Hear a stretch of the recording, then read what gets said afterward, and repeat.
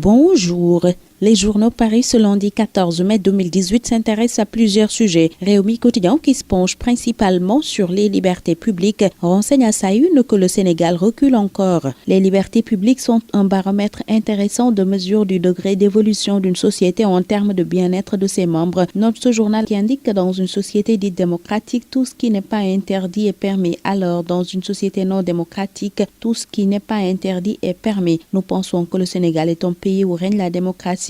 Au point d'ailleurs que l'on en parlait pendant longtemps de l'exception sénégalaise dans une Afrique où les libertés individuelles étaient souvent bafouées sous l'autel des desiderata et ambitions des dirigeants. Malheureusement, depuis quelques années, notre pays a amorcé une descente pour perdre sa place de leader en matière de respect des droits et des libertés des citoyens. Les marches sont souvent systématiquement interdites. Les députés refusent d'entendre parler de dépénalisation des délits de presse. La détention préventive devient quasi systématique. Les opposants sont emprisonnés. La justice a du mal à asseoir son indépendance et la presse subit des pressions directes ou indirectes dans le cadre de l'exercice de son métier, déplore Hassan Somb dans les colonnes de Réumi Quotidien. Pendant ce temps, dans le quotidien La Tribune, l'on livre la solution du juge Dème pour l'indépendance de la justice, mais aussi l'autoroute à péage. Le même Dème avec le capitaine Mamadou Dieye et le commissaire Keita sont à la une de la cloche qui évoque les fortunes diverses pour des rebelles. Ceux-là qui ont quitté les grandes muettes pour s'engager en politique.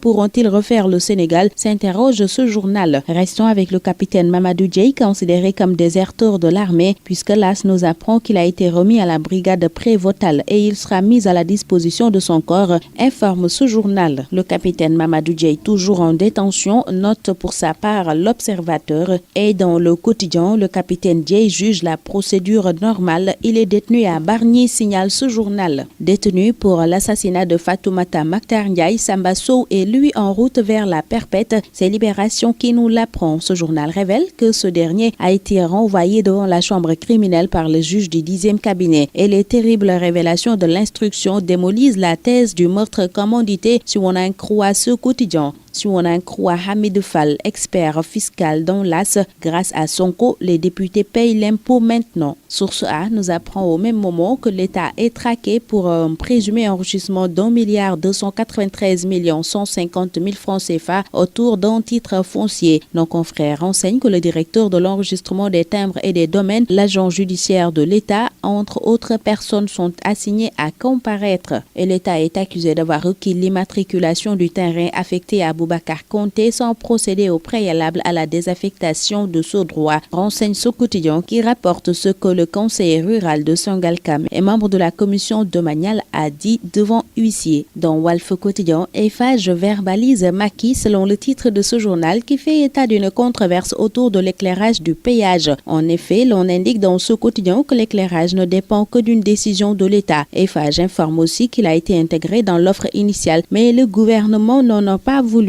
Dans tous les cas, le collectif des usagers de l'autoroute est en guerre, nous apprend la cloche, qui nous fait part aussi de séances de prière pour les victimes du péage. Et si on en croit Réumi Quotidien, l'initiateur du collectif citoyen des usagers de l'autoroute à péage est peu emballé par la révision annoncée des tarifs du péage. L'ancien député Cherou Marcy est à lire à la page 6 de Réumi Quotidien, journal qui nous apprend à sa page 4 que des voitures de luxe et des jets privés de Djamé sont vendus, c'est en Gambie.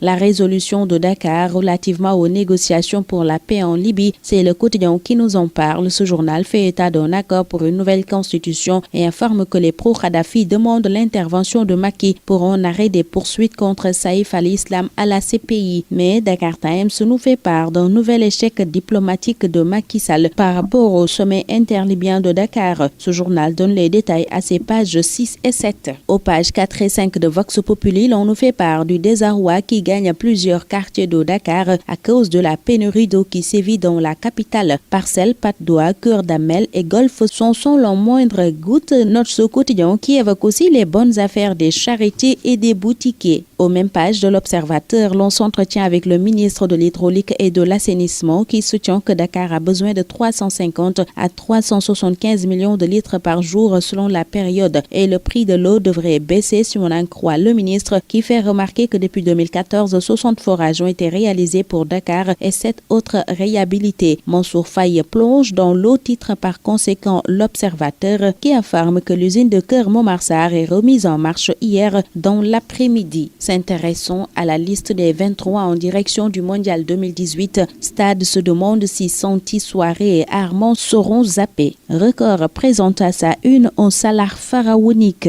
Il a battu le record de buts et est devenu le meilleur buteur en Premier League. Il a marqué son 32e but hier dimanche contre Brighton et c'est la première fois qu'un joueur atteint ce total sur une même saison à 20 clubs, signale ce journal où prend fin ce tour des quotidiens. Très bonne lecture, excellente journée à tous.